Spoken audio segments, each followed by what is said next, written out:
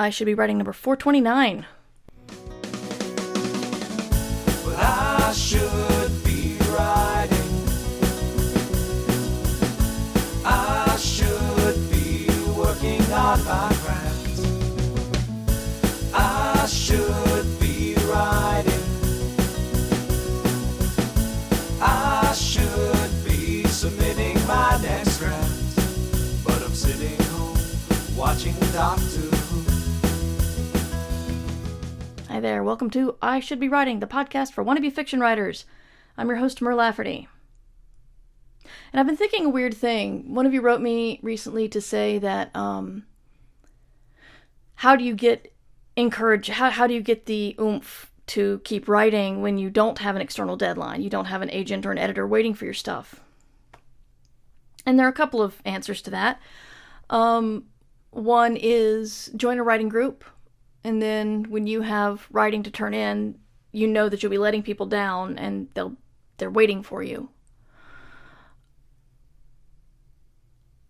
Another one is coming up. It's NaNoWriMo. It's, a lot of people have found it really useful as a way to kickstart their daily writing progress.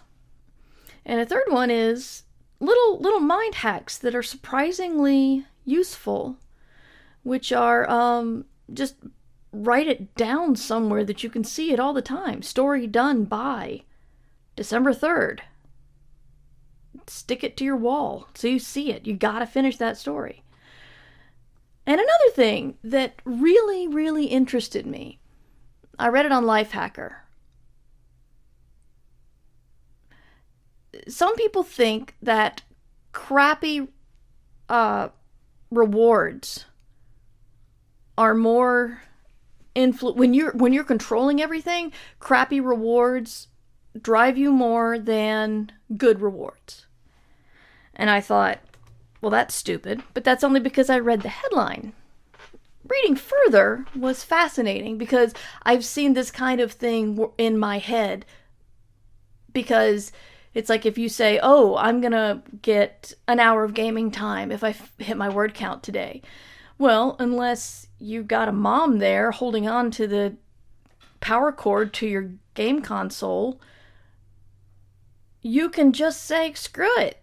I'm an adult. I'm going to game anyway, even though I didn't hit my stuff. And I've done that so many times. I think, I'm going to do this thing to earn this other thing, and it'll be great. And then when it comes time, when I don't do it, I think, well, I'm an adult. I can get my own thing if I want it.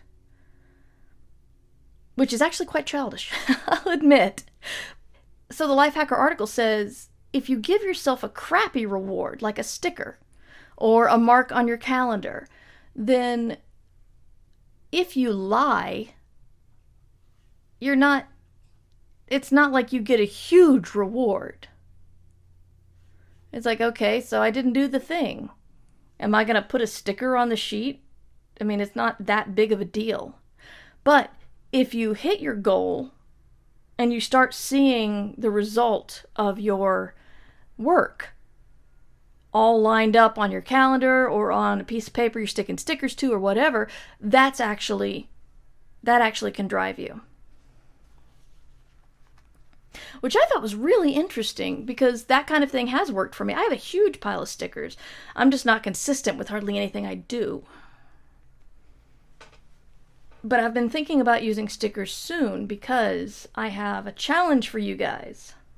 Here's the deal. NaNoWriMo's coming up. If you've ever listened to my show, you probably already know that. And the NaNoWriMo challenge is to do 1,666 or 67, depending on how you count, words per day. Now, for most of us who aren't writing daily, that's a lot. For those of us who try to write 1,000 words daily, that extra 666, it's still a lot. And I think some of the problems people have coming up to NaNoWriMo is you're going from 0 to 1666 in one day. And that can be daunting. Right? So, my theory, what I'm going to try to do, currently it's September 26th. So what I'm thinking about doing is I'm going to be doing like a NaNoWriMo bootcamp in October. The goal here is to write daily, but write a small number of words to start out with until you get to 1666 on Halloween. And so the next day, for the first time in a month, you don't have to increase your word count. You just keep going.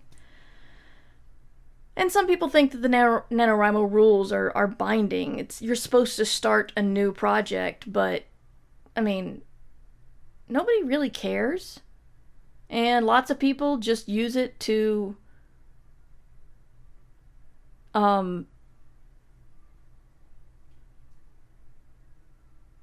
get a good push on an existing project. The only reward is, you get a little winner sticker on your username on NaNoWriMo. And like the stickers in real life, that's not a huge goal to lie about. I mean, yes, I suppose you can lie to brag to people that you did it, but if that helps you sleep at night, okay.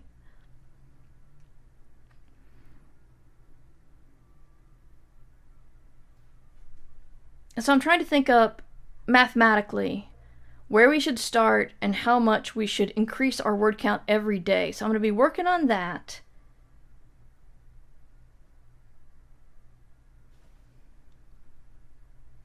And then I'll let you guys know.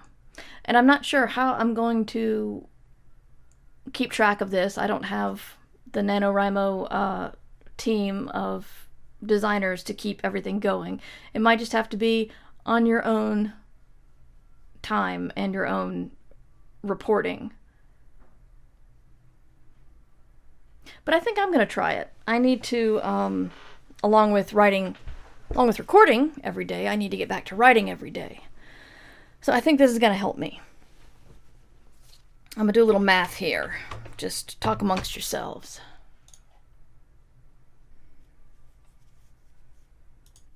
All right, I figured it out.